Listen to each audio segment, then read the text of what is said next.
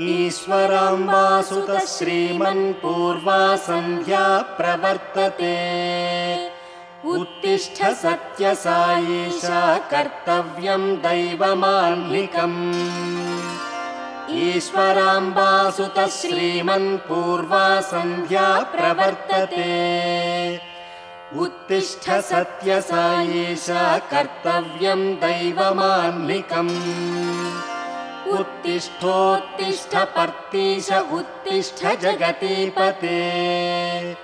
उत्तिष्ठ करुणापूर्णा लोकमङ्गलसिद्धये। उत्तिष्ठोत्तिष्ठ पर्तीश उत्तिष्ठ जगतीपते। उत्तिष्ठ करुणापूर्णा लोकमङ्गलसिद्धये। चित्रावती तटविशाल सुशान्तसौधे। तिष्ठन्ति सेवकजनास्तव दर्शनार्थम्। आदित्यकान्तिरनुभाति समस्तलोकान्। श्रीसत्यसायि भगवन् तव सुप्रभातम्। त्वन्नाम कीर्तनरतास्तव दिव्यनामम्। गायन्ति भक्तिरसपानसुहृष्टचित्ताः। दातुं कृपासहितदर्शनमाशु तेभ्यः। श्रीसत्यसायि भगवन् तव सुप्रभातम्। आदाय दिव्यकुसुमानि मनोहराणि। श्रीपादपूजनविधिं भवदङ्घ्रिमूले। कर्तुं महोत्सुकतया प्रविशन्ति भक्ताः। श्रीसत्यसायि भगवन् तव सुप्रभातम्। देशान्तरागतबुधास्तव दिव्यमूर्तिम्। संदर्शनाभिरतिसंयुतचित्तवृत्त्या। वेदोक्तमन्त्रपठनेन लसन्त्यजस्रम्। श्रीसत्यसायि भगवन् तव सुप्रभातम्। श्रुत्वा तवाद्भुतचरित्रमखण्डकीर्तिम्। व्याप्तां दिगन्तरविशालधरातलेऽस्मिन्। जिज्ञासुलोकमुपतिष्ठति चाश्रमेऽस्मिन्। श्रीसत्यसायि भगवन् तव सुप्रभातम्। सीता सती समविशुद्धहृदम्बुजाताः। बह्वङ्गनाः करगृहीत सुपुष्पहाराः। स्तुन्वन्ति दिव्यनुतुभिः फणिभूषणं त्वाम्। श्रीसत्यसायि भगवन् तव सुप्रभातम्। पर्तीश सुन्दर सनातन साधुपोषा। सायीश सादर सुधाकर चिद्विलासा। हे सर्वलोकनुत पावन पापनाशा। श्रीसत्यसायि भगवन् तव सुप्रभातम्। भक्तार्तिनाश भवपाश विमोचनेश। साकार साधुजनलोक सुपूजिताङ्घ्रे। ओङ्काररूप सकलोन्नतमन्दहासा। श्रीसत्यसायि भगवन् तव सुप्रभातम्। काषाय वस्त्र सचराचर जीवपोषा। आह्लादरूप सुजनावन सूर्यतेज। हे विश्वरूप विविधोज्ज्वल कार्यहेतो। श्रीसत्यसायि भगवन् तव सुप्रभातम्। दत्तावतार शरणागत पारिजाता। हृत्तापनाश सुजनाश्रय सुन्दरास्य। सद्भावनामय सुधामय चिद्विलासा। श्रीसत्यसायि भगवन् तव सुप्रभातम्। हे पाण्डुरङ्ग करुणाकर काम्यरूपा। हे विश्ववेद्य सुमनोहर पूर्णबिम्ब। श्रीकाररूपसुरसेवितपादयुग्मा श्री सत्यसाई भगवन् तव सुप्रभातम्। हे पाण्डुरङ्ग करुणाकर काम्यरूपा हे विश्ववेद्य सुमनोहर पूर्णबिम्बा श्रीकाररूपसुरसेवितपादयुग्मा श्री सत्यसाई भगवन् तव सुप्रभातम्। अज्ञानतप्तजनतापविदूरकार्या आराध्य देव अरविन्ददलायताक्षा विश्वैकवन्द्य भवपापविनाशसूत्रा श्री सत्यसाई भगवन् तव सुप्रभातम्। वेदान्तवेद्य महनीय महास्वभावा आम्नाय पूज्य जगदाश्रय सौम्य रूपा श्री साईनाथ समता ममता स्वरूपा श्री सत्यसाई भगवन् तव सुप्रभातम्। स्वामिन् महागुणगणाधिप विष्णुरूपा हे विघ्ननाथ सतताखिललोकसेव्या श्री सत्यरूप महदाशय दीनपोषा श्री सत्यसाई भगवन् तव सुप्रभातम्। कैवल्यदायक सदा जपमन्त्रयुक्ता हे भस्मरूप भवनाशन सद्विधाना श्री शिर्डी साई परतत्व विधान वेद्या श्री सत्यसाई भगवन् तव सुप्रभातम्। विद्यास्वरूप सुविशाल सुधर्मधामा देवादिदेव जगदीश्वर निर्मलात्मन् विश्वाग्रगण्य शशि सूर्य सुनेत्रयुग्मा श्री सत्यसाई भगवन् तव सुप्रभातम्। शान्तस्वभाव समभाव सुभावयुक्ता हे तत्त्ववेद्य निगमागम मन्त्रसारा अष्टादशादिषु पुराण सशास्त्रमूर्ते श्री सत्यसाई भगवन् तव सुप्रभातम्। विज्ञानदायक विनायक शैवकार्या श्री सत्यनाथ शुभकारण चित्स्वरूपा हे पर्तिवास परमोन्नत दिव्यपीठा श्री सत्यसाई भगवन् तव सुप्रभातम्। कल्याणरूपनत वत्सल दीनपोषा सत्त्वावतार मनुजोत्तम माननीया श्रीनारदादिमुनिवन्दित पादपद्मा श्री सत्यसाई भगवन् तव सुप्रभातम्।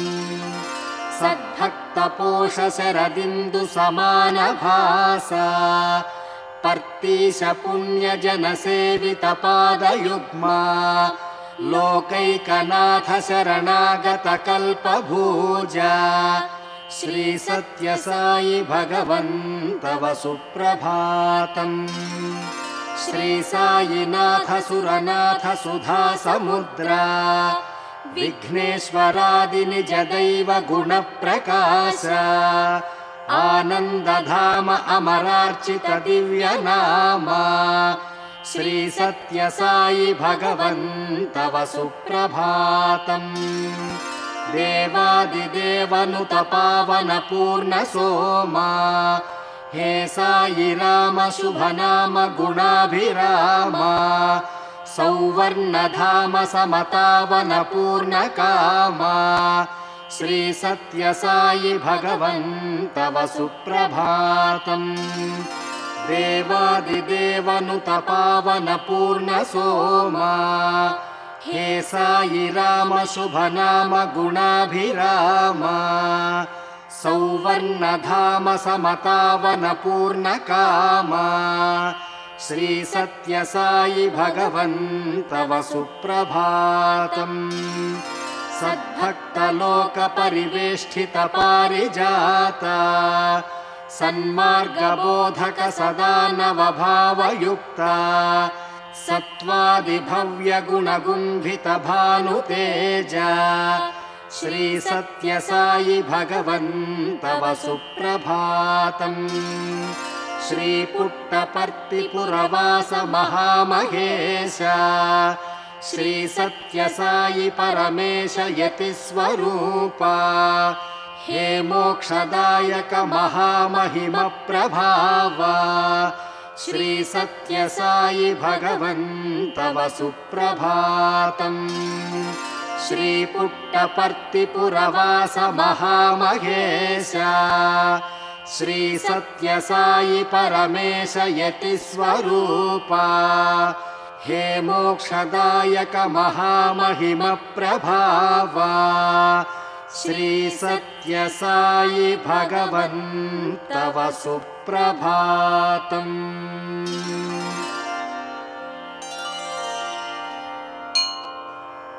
जनजीवन कारण कार्यफल कमनीय गुणोज्ज्वल गात्रयुता महनीय महोन्नत दिव्यपद विजयी भव साई सुसत्य गुणा। जनजीवन कारण कार्यफल कमनीय गुणोज्ज्वल गात्रयुता महनीय महोन्नत दिव्यपद विजयी भव साई सुसत्य गुणा। शरणागत पोषक भव्यमते शशिपूर्ण विकास सुहासगते रमणीय विधान सुधाचरिता विजयी भव साई सुसत्य गुणा। जनवन्दित दिव्य सुपादयुग घन पंडित पामर पोषरते सुरसेवित नव्य गुणोन्नत हे विजयी भव साई सुसत्य गुणा। करुणालय कामित कल्पतरो श्रितमण्डल लोक सुपूज्य गुरो भवपाश विनाश सुसूत्रयुत विजयी भव साई सुसत्य गुणा।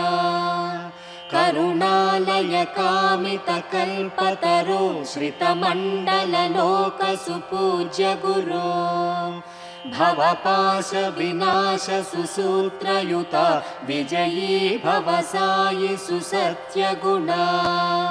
नत पावन मोहन मौनि गुण मधुसूदन शंकर देव समा यति लोक सुपूज्य सनातन हे विजयी भव साई सुसत्य गुणा। अरविंद दलार्चित सुंदर हे घन कुंद सुवर्ण विकासयुता जनताप विदूर विधान मते विजयी भव साई सुसत्य गुणा।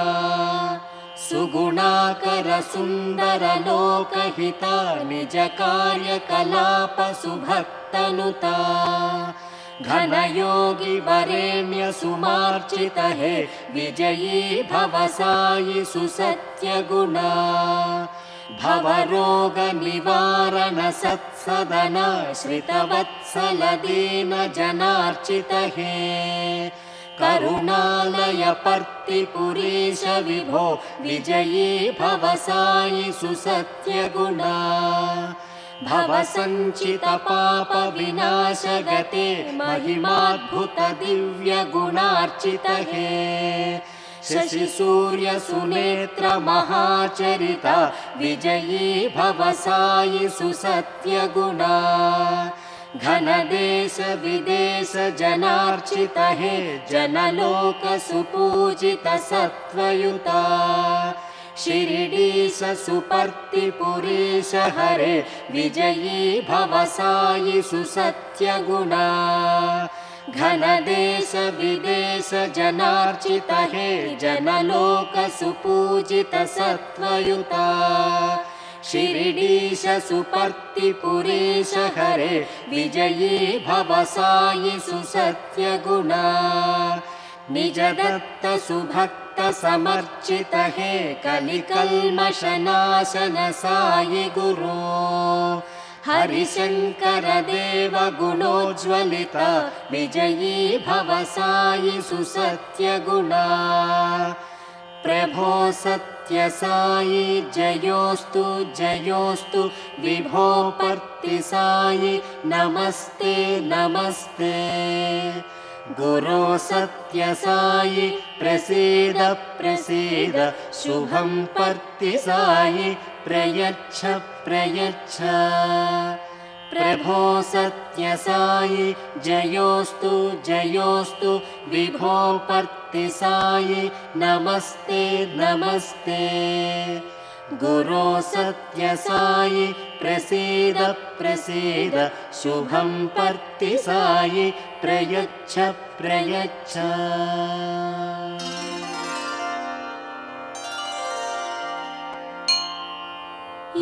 ईश्वराम्बासुतं देवं सर्वैश्वर्यप्रदायकम् लोकनाथं सत्वरूपं भक्तलोकप्रपूजितम् चिन्मयेशं चिद्विलासं शरच्चन्द्रनिभाननम् वन्देऽहं पर्तिवासं सत्यसाई दयानिधिम् ईश्वराम्बासुतं देवं सर्वैश्वर्यप्रदायकम् लोकनाथं सत्वरूपं भक्तलोकप्रपूजितम् चिन्मयेशं चिद्विलासं शरच्चन्द्रनिभाननम् वन्देऽहं पर्तिवासं सत्यसाई दयानिधिम् दिव्यौ दिवाकरसमौ सुरसेव्यमाणौ नव्यौ महागुणगणोन्नतवेदबीजौ देदीप्यमानभरितौ जनतापदूरौ श्रीसत्यसाई चरणौ शरणं प्रपद्ये आनन्दधामनिलयौ शुभसूचकौ द्वौ विज्ञानदौ विविधभक्तसुपूजितार्हौ भव्यौ सुपर्तिपुरमन्दिरनित्यवासौ श्रीसत्यसाई चरणौ शरणं प्रपद्ये वेदान्तसूक्तविविधार्थसुमर्मवेद्यौ योगीन्द्रमानससरोजविहारभृङ्गौ भक्ताळिसेवनविधानसुतुष्टमाणौ श्रीसत्यसाई चरणौ शरणं प्रपद्ये ऐश्वर्यसद्गुणविवेकविभूतिमन्तौ देवाधिदैवतगणार्चितदिव्यपीठौ अद्वैततत्त्वविपुलार्थनिरूपणार्हौ श्रीसत्यसाई चरणौ शरणं प्रपद्ये ऐश्वर्यसद्गुणविवेकविभूतिमन्तौ देवाधिदैवतगणार्चितदिव्यपीठौ अद्वैततत्त्वविपुलार्थनिरूपणार्हौ श्रीसत्यसाई चरणौ शरणं प्रपद्ये कैवल्यलोकफलदौ सुरकल्पभूजौ श्रीसूर्यचन्द्रखगसर्पसुयक्षसेव्यौ विज्ञानसारफलदौ नववेदमन्त्रौ श्रीसत्यसाई चरणौ शरणं प्रपद्ये सद्भक्तलोकविनुतौ सुरपारिजातौ आर्यार्चितौ निखिललोकशरण्यमार्गौ सत्त्वादितत्त्वनवभावविवेकयुक्तौ श्रीसत्यसाई चरणौ शरणं प्रपद्ये षट्चक्रमन्दिरसुसुन्दरशक्तिबीजौ सत्साम्प्रदायभरितौ शरदिन्दुरेखौ विश्वोन्नतौ विविधवेदविधानवेद्यौ श्रीसत्यसायि चरणौ शरणं प्रपद्ये।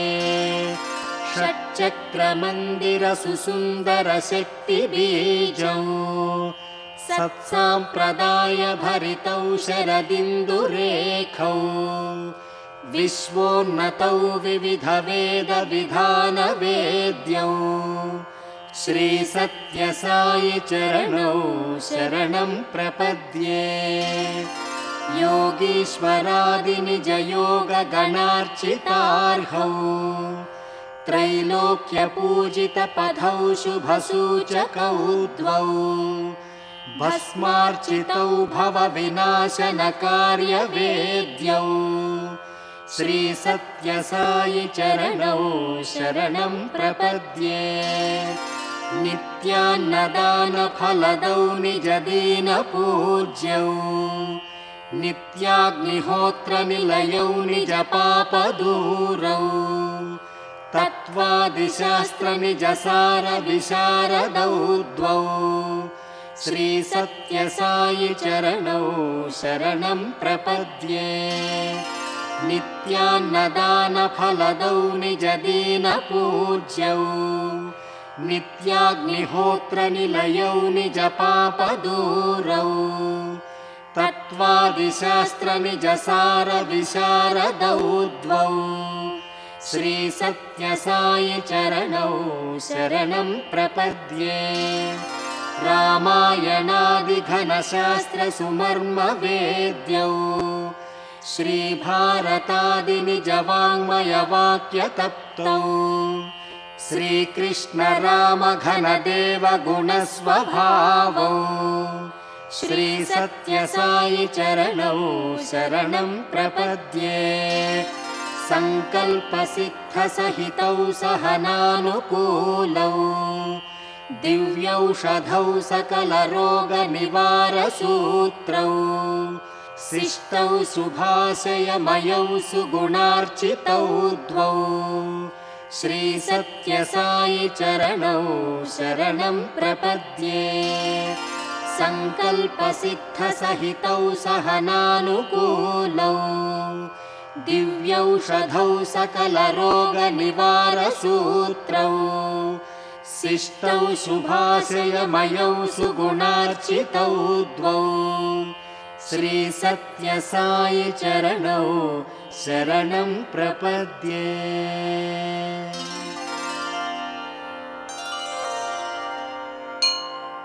मङ्गलं सायिनाथाय मङ्गलं गुणशालिने मङ्गलं विष्णुरूपाय मङ्गलं सत्यसायिने मङ्गलं सायिनाथाय मङ्गलं गुणशालिने मङ्गलं विष्णुरूपाय मङ्गलं सत्यसायिने पर्तिवासाय पूज्याय सर्वमङ्गलदायिने मङ्गलं योगगम्याय मङ्गलं सत्यसायिने धर्मनिष्ठाय देवाय सर्वसद्गुणशालिने सकलपापनाशाय सायिनाथाय मङ्गलम् वेदवेद्याय नित्याय निर्गुणाय पराय च विश्वजनसुपूज्याय सायिनाथाय मङ्गलम्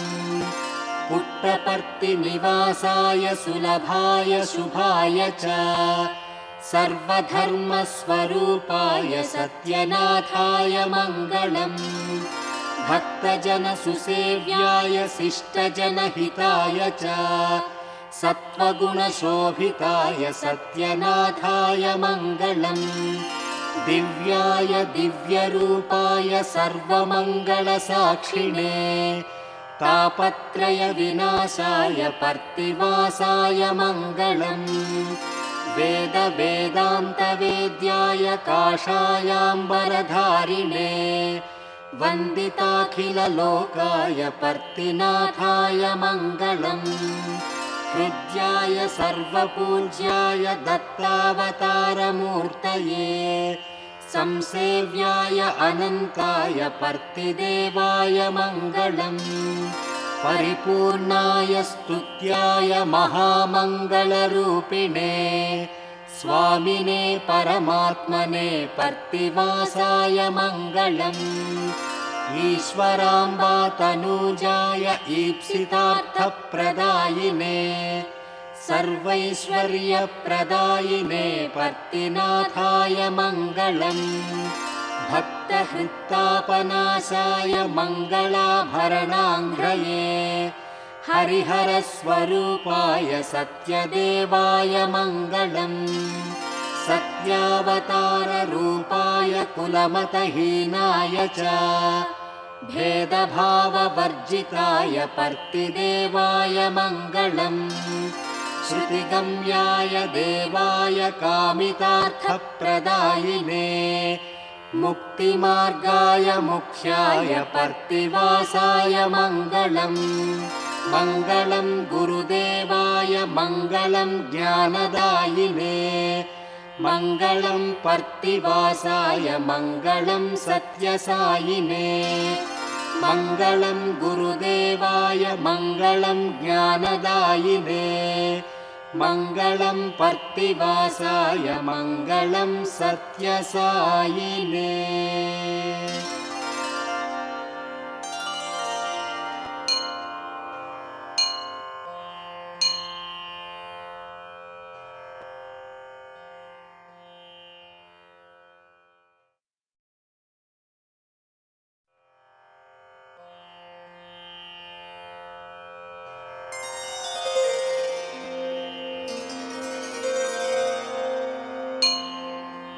भगवान् श्री श्री श्री सत्यसाई बाबा अष्टोत्तरशतनामावलिः। ॐ श्री भगवान् सत्यसाई बाबाय नमः। ॐ श्री सत्यस्वरूपाय नमः। ॐ श्री सत्यधर्मपरायणाय नमः।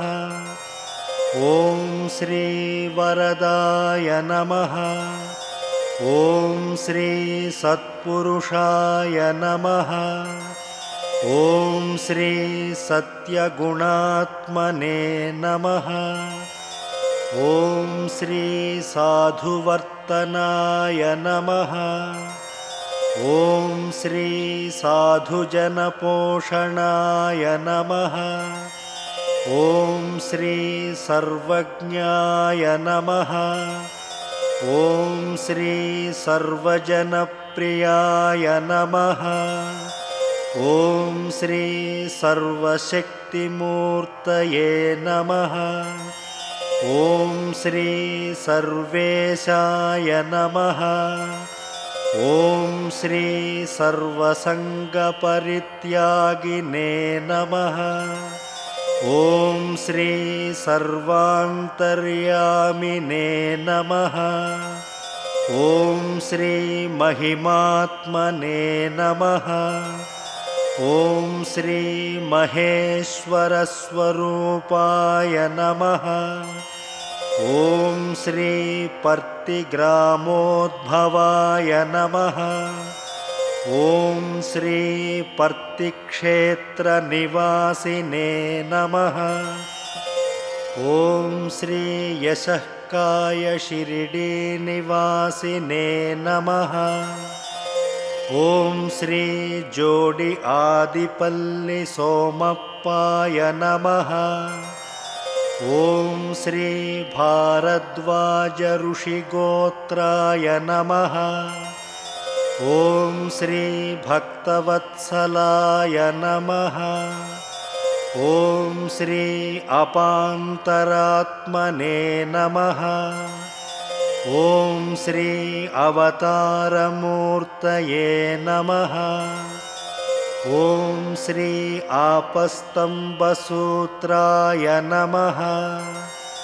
ॐ श्री सर्वभयनिवारिणे नमः।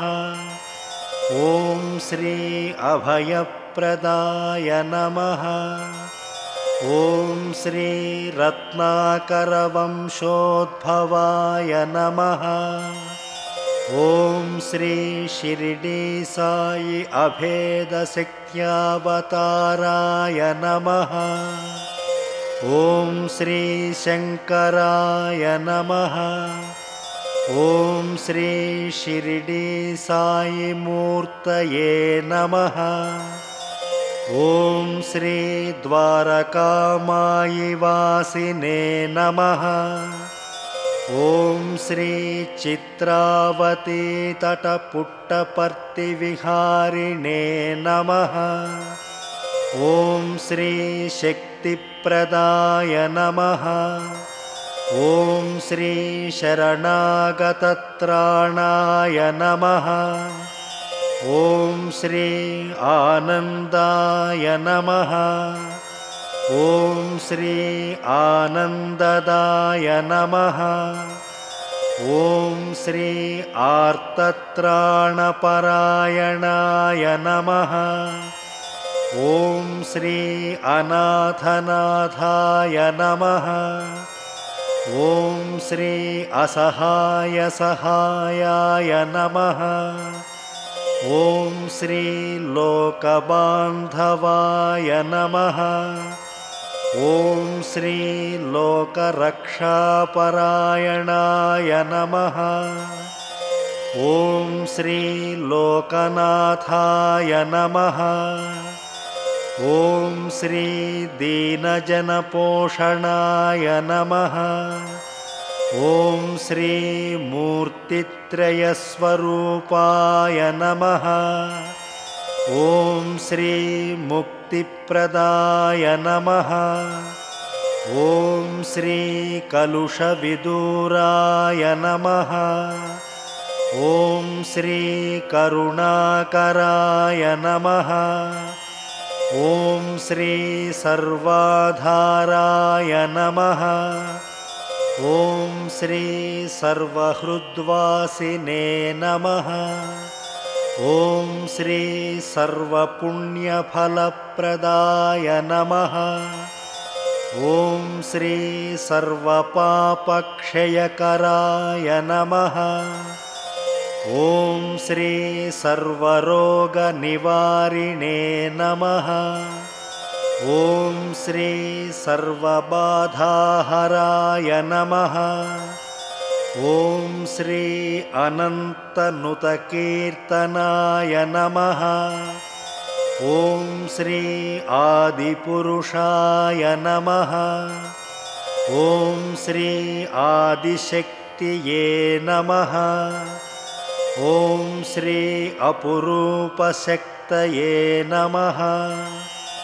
ॐ श्री अव्यक्तरूपाय नमः। ॐ श्री कामक्रोधध्वंसिने नमः। ॐ श्री कनकाम्बरधारिणे नमः। ॐ श्री अद्भुतचर्याय नमः। ॐ श्री आपद्बान्धवाय नमः। ॐ श्री प्रेमात्मने नमः। ॐ श्री प्रेममूर्तये नमः। ॐ श्री प्रेमप्रदाय नमः। ॐ श्री प्रियाय नमः। ॐ श्री भक्तप्रियाय नमः। ॐ श्री भक्तमन्दाराय नमः। ॐ श्री भक्तजनहृदयविहाराय नमः। ॐ श्री भक्तजनहृदयालयाय नमः। ॐ श्री भक्तपराधीनाय नमः। ॐ श्री भक्तिज्ञानप्रदीपाय नमः। ॐ श्री भक्तिज्ञानप्रदाय नमः। ॐ श्री सुज्ञानमार्गदर्शकाय नमः। ॐ श्री ज्ञानस्वरूपाय नमः। ॐ श्री गीताबोधकाय नमः। ॐ श्री ज्ञानसिद्धिदाय नमः। ॐ श्री सुन्दररूपाय नमः। ॐ श्री पुण्यपुरुषाय नमः। ॐ श्री पुण्यफलप्रदाय नमः। ॐ श्री पुरुषोत्तमाय नमः। ॐ श्री पुराणपुरुषाय नमः। ॐ श्री अतीताय नमः। ॐ श्री कालातीताय नमः। ॐ श्री सिद्धिरूपाय नमः। ॐ श्री सिद्धसङ्कल्पाय नमः। ॐ श्री आरोग्यप्रदाय नमः। ॐ श्री अन्नवस्त्रदायिने नमः। ॐ श्री संसारदुःखक्षयकराय नमः। ॐ श्री सर्वाभीष्टप्रदाय नमः। ॐ श्री कल्याणगुणाय नमः। ॐ श्री कर्मध्वंसिने नमः। ॐ श्री साधुमानसशोभिताय नमः। ॐ श्री सर्वमतसम्मताय नमः। ॐ श्री साधुमानसपरिशोधकाय नमः। ॐ श्री साधकानुग्रहवटवृक्षप्रतिष्ठापकाय नमः। ॐ श्री सकलसंशयहराय नमः। ॐ श्री सकलतत्त्वबोधकाय नमः। ॐ श्री योगीश्वराय नमः। ॐ श्री योगीन्द्रवन्दिताय नमः। ॐ श्री सर्वमङ्गलकराय नमः। ॐ श्री सर्वसिद्धिप्रदाय नमः। ॐ श्री आपन्निवारिणे नमः। ॐ श्री आर्तिहराय नमः। ॐ श्री शान्तमूर्तये नमः। ॐ श्री सुलभप्रसन्नाय नमः। ॐ श्री श्री श्री भगवान् सत्यसाई बाबाय नमः।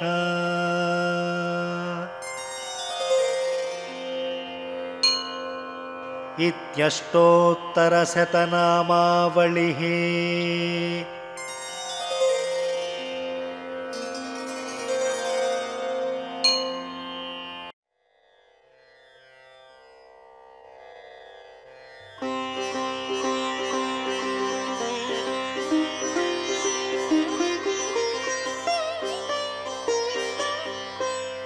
श्री सत्यसाई शुभनाम सुगानमन्त्रम्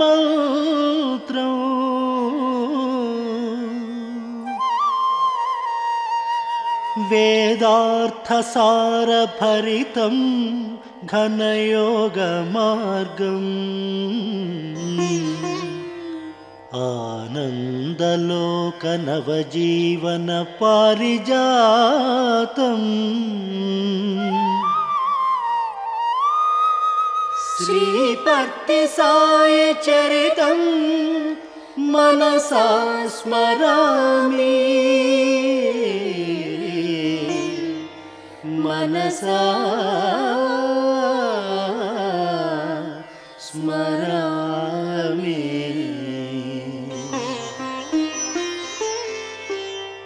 ओंकाररूपमनघं शरदिन्दुभासम्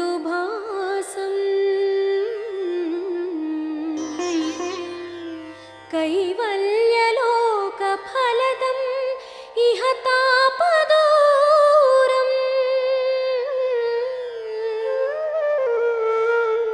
वेदान्तसारजनितं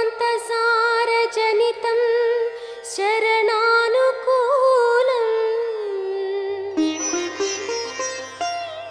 श्रीपत्तिनाथमनिशं शिरसा नमामि शिरसा नमामि।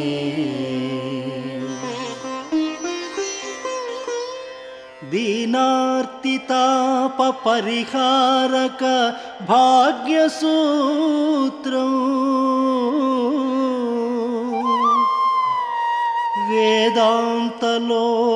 वेदान्तलोकपरिवेष्टित पुण्यपीठम्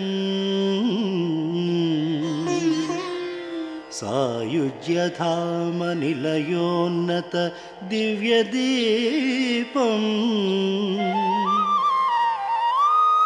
श्रीपत्तिनाथमनिशं शिरसा नमामि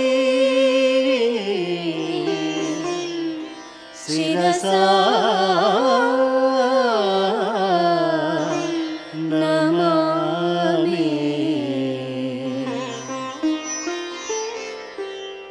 भव्यस्वभावभरितोन्नतभक्तबन्धुम्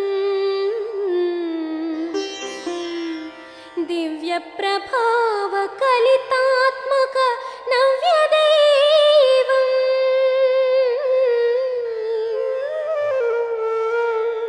काषाय वस्त्रघनशोभित सत्त्वगात्रम्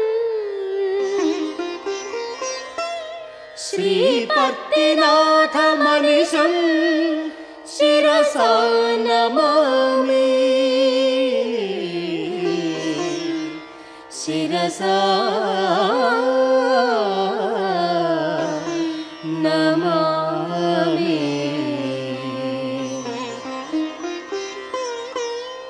नीराजनादि निजगान विराजमानम्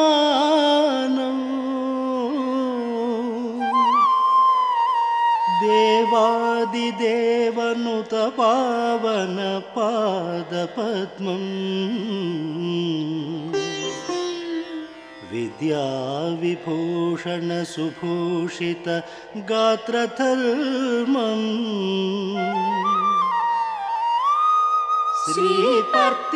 श्रीपत्तिनाथमनिशं शिरसा नमामि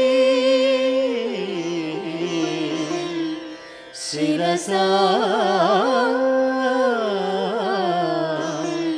नमामि।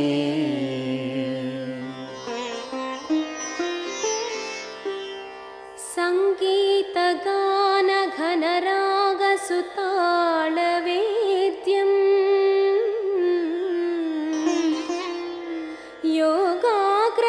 योगाग्रवासमनिशं यतिसार्वभौमम्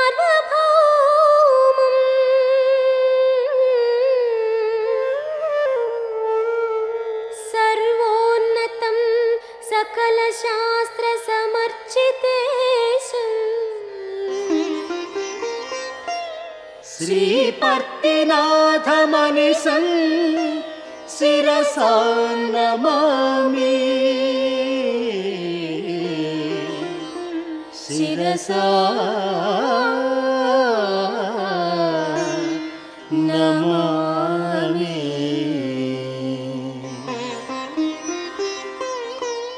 श्रीदत्तरूपमनघं सुरसन्निधानम्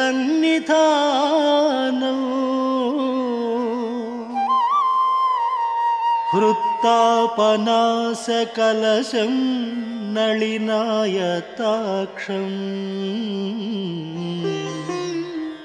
विज्ञानलोकविनुतं महितस्वभावम्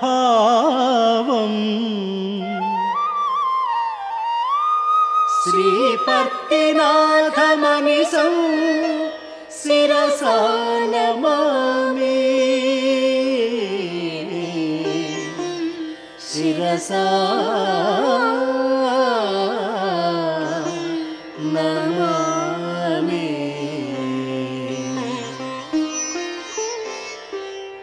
दिव्यातिदिव्य नवकोमल नव्यमूर्तिं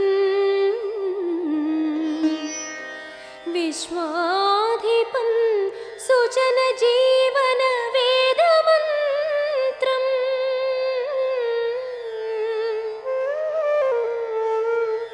सन्मार्गदं तिमिरच्छेदन सूर्यराजम् श्रीपर्तिनाथमनिशं शिरसा नमामि। शिरसा नमामि।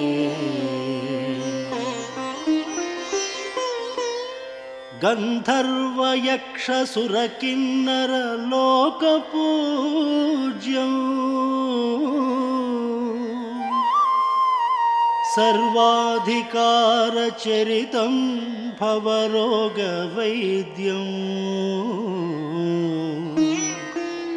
आकाशदेशजनसेवित पुण्यदीपम्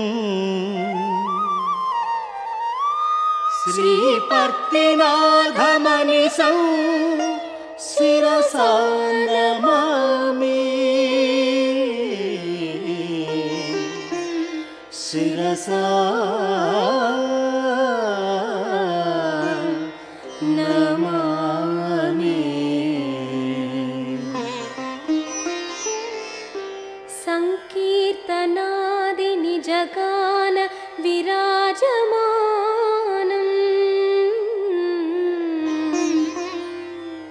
गीर्वाणलोक परिपूजित चित्स्वरूपम् निर्वाणपीठ परिवेष्टित दिव्यमूर्तिम्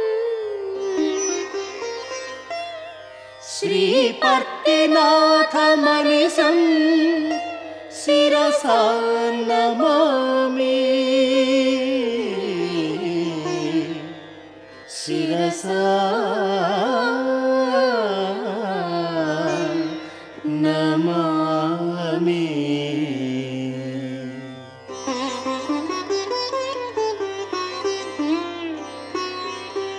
कारुण्यभावपरिपूरितसत्कटाक्षम् ओङ्काररूपममलं नवपारिजातम् श्रीचक्रराजनिलयं शरणानुकूलम् श्रीपर्तिनाथमनिशं शिरसा नमामि। सिद्धस्वभावभरितोन्नत साधुरूपम् आध्यात्मिकं सतत सादर सौम्यदीपम् चित्रावती तटनिवासमनिशं मुनीशम् श्रीपर्तिनाथमनिशं शिरसा नमामि। हेरम्बषण्मुखसमानसुभाननेशम् श्रीशिरिडिसायि गुणधर्म महावतारम् आनन्दराममनुतापविदूरतीरम् श्रीपर्तिनाथमनिशं शिरसा नमामि। शान्तस्वभावसहितं श्रितपारिजातम् चरितं भवपाशनाशम् विश्वैकवन्द्यममलं महनीयमाद्यम् श्रीपर्तिनाथमनिशौ शिरसा नमामि। नित्यान्नदाननिरताखिललोकपूज्यम् सत्यावतारशरणागतपारिजातम् धन्यातिधन्यजनसेवितपादपीठम् श्रीपर्तिनाथमनिशौ शिरसा नमामि। आप्याय भावभरितं शुभसन्निधानम् आनन्ददं सुजनमानसवेदबीजम् वैराग्यभावमिलितं श्रितकल्पभूजम्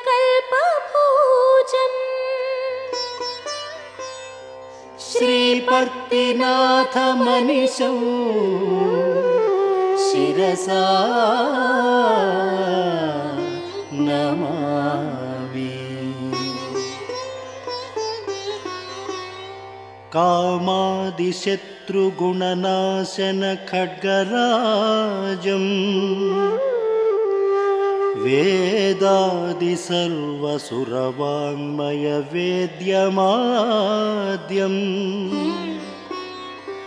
यज्ञादिनित्यजपमन्त्रसुकार्यदक्षम् श्रीपर्तिनाथमनिशं शिरसा नमामि। विश्वावतारममलं विबुधार्चितेशम् सन्ध्यात्रयादिसमयार्चितशैवरूपम् त्रैलोक्यपूजितपथं परतत्त्ववेद्यम् श्रीपर्तिनाथमनिशौ शिरसा नमामि। श्रीईश्वरी हृदयमन्दिरबालबिम्बम् श्रीकाररूपमनघं नवसाम्प्रदायम् प्राचीनधर्मपरिरक्षकवेदबन्धम् श्रीपर्तिनाथमनिशं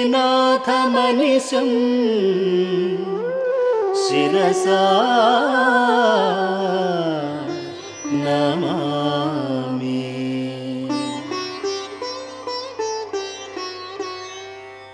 पर्तिपतिं शुभमतिं सुगतिं वरिष्ठम् साईश्वरं कुसुमकोमल दिव्यदेहम् देवं धराश्रयजनार्चितशक्तिचक्रम् श्रीपर्तिनाथमनिशं शिरसा